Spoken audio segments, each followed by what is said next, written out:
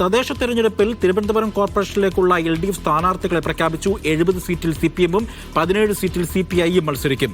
അലത്തറ സ്ഥാനാർത്ഥി 23-കാരിയായ മാഗ്നിയാണ്. ഏറ്റവും പ്രായം കുറഞ്ഞ സ്ഥാനാർത്ഥി. ശാസ്തമംഗലത്ത് മുൻ DGP R. ശ്രീലേക്കെതിരെ CPM സ്ഥാനാർത്ഥി അമൃത R മത്സരിക്കും. നിലവിലെ മേയർ ആര്യ രാജേന്ദ്രൻ മത്സരിക്കില്ല. 101 സ്ഥാനങ്ങളിൽ 93 പേരുടേതാണ് ഇപ്പോൾ പ്രഖ്യാപിക്കപ്പെടുന്നത്. ഘടകകക്ഷികളെ സംബന്ധിച്ചിടത്തോളം പൊതുവെ ഞങ്ങൾ ചർച്ച ചെയ്തെടുത്തിട്ടുള്ളത് CPI 17 സീറ്റുകളിലാവും മത്സരിക്കുക. ഇന്നിപ്പോൾ അവരുടെ സ്ഥാനാർത്ഥികളെ പൂർണ്ണമായിട്ട് തീരുമാനിച്ച് വന്നിട്ടുണ്ട്.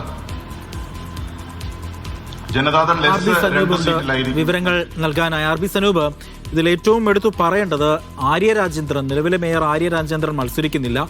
മറ്റെല്ലാം പുതുമുഖ സ്ഥാനാർത്ഥികളാണോ? എന്താണ് സ്ഥാനാർത്ഥി പട്ടികയുടെ കൂടുതൽ വിവരം?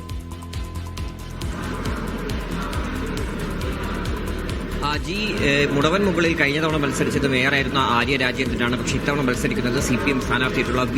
ഗോപകുമാർ. അങ്ങനെ 101 വാർഡുകളുള്ള തിരുവനന്തപുരം കോർപ്പറേഷനിൽ 93 വാർഡുകളിലേക്കുള്ള LDF സ്ഥാനാർത്ഥികളെയാണ് ഇപ്പോൾ പ്രഖ്യാപിച്ചിട്ടുള്ളത്. അതിൽ 31 സീറ്റുകൾ നൽകിയിരിക്കുന്നത് ഘടകകക്ഷികൾക്കാണ്. CPI 17 സീറ്റിൽ മത്സരിക്കും. Kerala Congress 3 seat, JDS 2 seat, RJD 3 seat, INL, NCP, അതേപോലെ കേരള കോൺഗ്രസ് B, ജനാധിപത്യ കേരള കോൺഗ്രസ്, JSS കോൺഗ്രസ് എന്നിവർ ഓരോ സീറ്റിലും മത്സരിക്കും.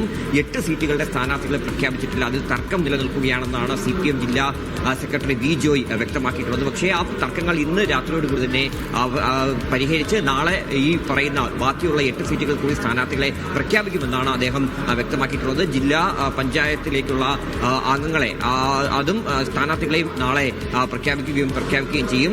ഏറ്റവും എടുത്തു പറയേണ്ട സ്ഥാനാർത്ഥിത്വം എന്ന് പറയുന്നത് ഇന്ന് ഈ ശാസ്തമംഗലത്ത് BJP നിർത്തിയിരിക്കുന്നത് മുൻ DGP ആയിട്ടുള്ള R. ശ്രീലേഖയാണ്. R. ശ്രീലേഖയ്ക്ക് നേരിടാൻ വേണ്ടി ഇപ്പോൾ IT പ്രൊഫഷണലായിട്ടുള്ള അമൃതയാണ് CPM രംഗത്തിറക്കിയിരിക്കുന്നത്. CPM ഇറക്കിയിട്ടുള്ളതിൽ ഈ 30 വയസ്സിൽ താഴെയുള്ള 13 സ്ഥാനാർത്ഥികളും 40 വയസ്സിൽ താഴെയുള്ള 12 സ്ഥാനാർത്ഥികളും ഉണ്ട്. അങ്ങനെ ഈ പ്രായം കുറഞ്ഞവരും പ്രായം കൂടിയവരും ഉൾപ്പെടെയുള്ള ഒരു സമ്മിശ്രമായിട്ടുള്ള ഒരു സ്ഥാനാർത്ഥി പ്രഖ്യാപനമാണ് CPM ഭാഗത്തുനിന്ന് ഇപ്പോൾ ഉണ്ടായിട്ടുള്ളത്. വലിയ വിജയപ്രതീക്ഷയിൽ തന്നെയാണ് CPM ഇപ്പോഴും നിൽക്കുന്നത്.